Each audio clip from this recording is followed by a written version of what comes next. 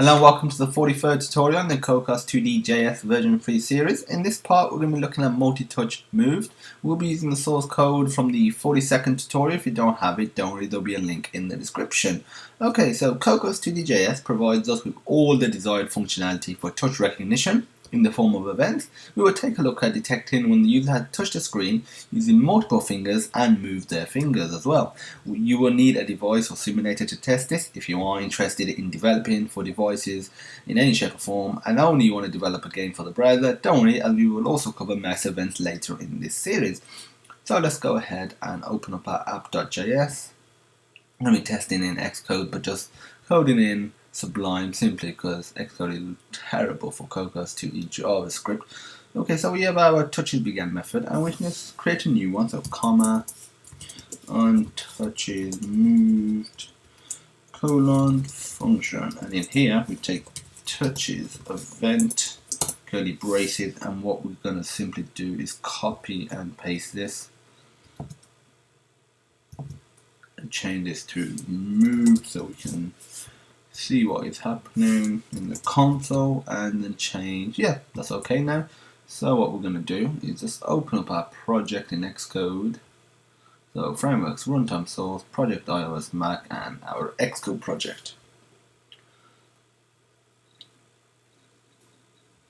Okay, so if we run it in our simulator,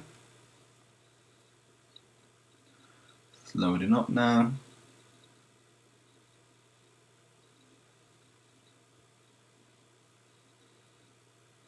So I'm just going to move this over so you can see the console. So to use multi-touch, you can keep the Alt key pressed and you get basic sort of two fingers symmetrically drawn.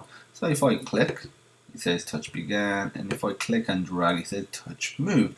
But one thing to note, if I touch and drag, it's basically saying undefined because there isn't a second touch. So here's a little task for you. I want you to be able to find if a certain element, as in 1 or 0, exists, and only print it out or do something with it if it exists. Because if it's undefined, you may cause errors, warnings, and so have you, and you just generally don't want to try and access it.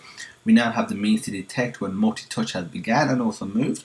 Another extra task for you to do is detect the Y coordinates and think about touch events on different screen sizes we set up earlier in the series.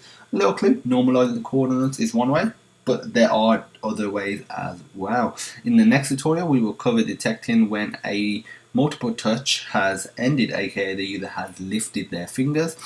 All the required links for source code will be in the description. If you have any questions, feel free to message us at support@sonarsystems.co.uk. The email will be in the description. You can comment on this video, just directly message us via YouTube.